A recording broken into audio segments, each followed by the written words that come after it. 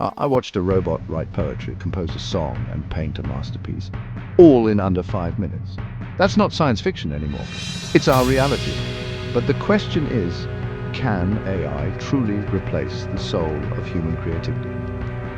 AI is trained on patterns, databases, and algorithms. It can remix and reproduce, but can it originate? While AI tools like ChatGPT, DALL-E, and Jukebox mimic styles, they lack emotions, personal struggles, and the unpredictable spark of human imagination. From Hollywood scripts to viral TikTok songs, AI is now embedded in the creative process. Companies are using it to speed up production and reduce costs, but artists are asking, what about originality, copyrights, ownership? These aren't future problems, they're now. Ethics in AI creativity is murky.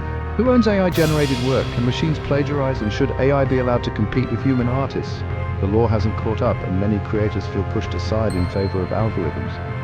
AI isn't here to replace creators, it's a tool. The future belongs to those who can harness it without losing the human touch. Will you be replaced, or will you evolve?